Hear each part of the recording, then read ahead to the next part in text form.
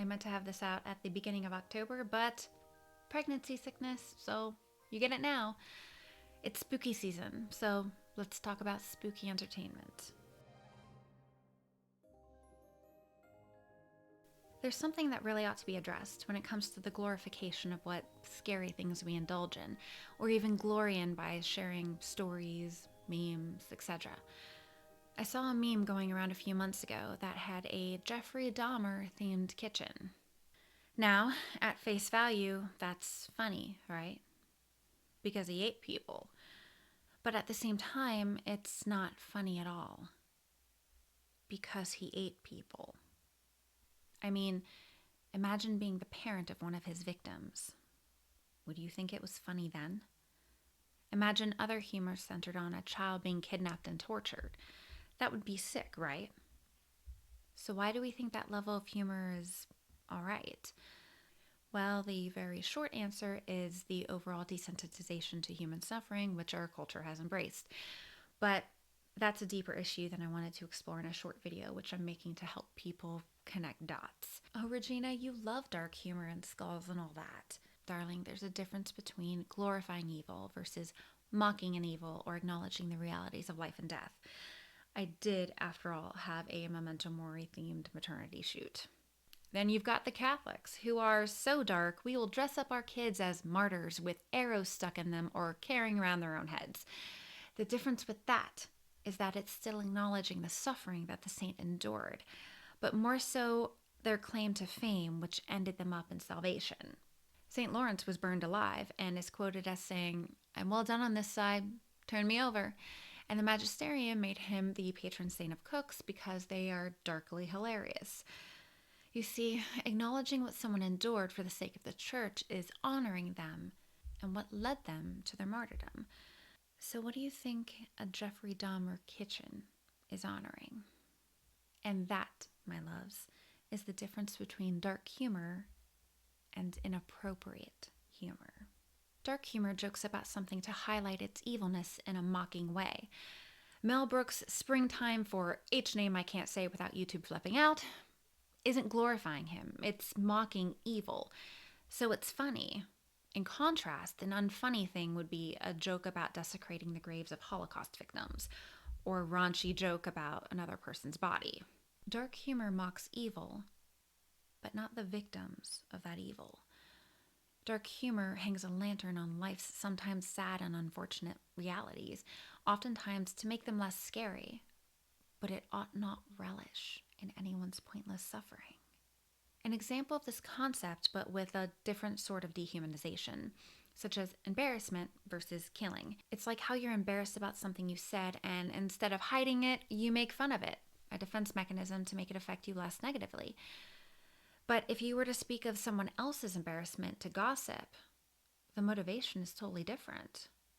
The entertainment quality goes from innocent to nefarious. This principle can be applied to dark humor versus inappropriate humor, if you still need help navigating the line. With inappropriate humor, there's a type of celebration of evil versus evil being mocked. Springtime for H name I can't say isn't celebrating him, but mocking him and the evil he embraced. It's funny because he's a jerk, but when you celebrate crimes against humanity, it's no longer funny. Do you follow? Any celebration or glorification of dehumanization is wrong. Dark humor isn't glorifying the crimes, but rather acknowledging unfortunate things are part of life and making light of them, maybe even highlighting what beauty those dark things have to offer. But one ought not try to make evil seem attractive, to somehow relish in it. Which brings us right into the conversation about what sorts of movies people might want to indulge in when they want to have a scary thrill. We are called to love our neighbor as ourselves, which, yes, means that those who hand out the full-size candy bars obviously love more perfectly than the rest of us, but people don't really seem to grasp this love thy neighbor concept well at all, because if they did, we would all live very differently, including when it comes to what we watch.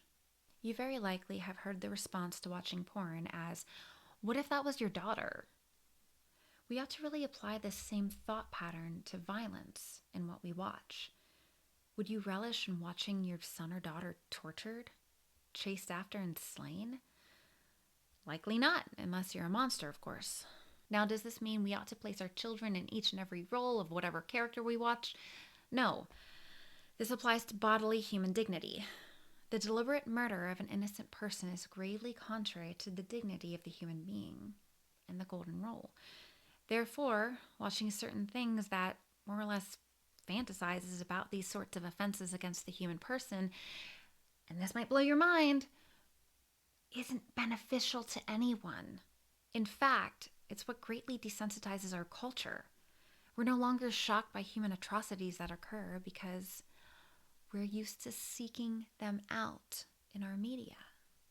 Then we have parents who think nothing of letting their extremely impressionable children and teens watch such things as Silence of the Lambs. What good comes from something like that?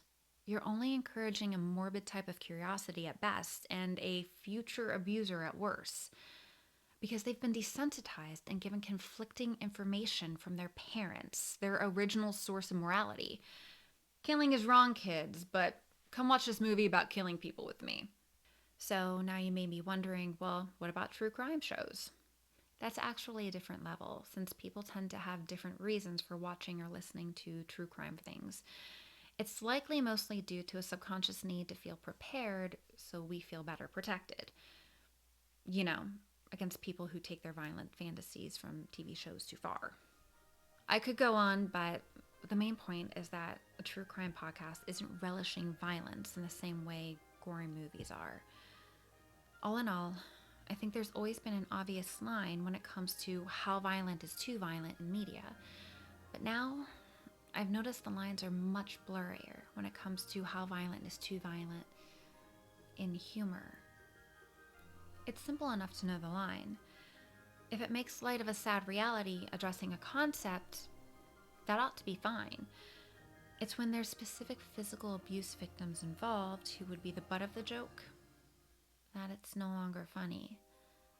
A quick way to check: if you wouldn't want your child mocked or harmed in that way, you should probably avoid being entertained by it. I'm Regina Lux with Veritas on the Rocks. Now, ignite the truth and boldly go.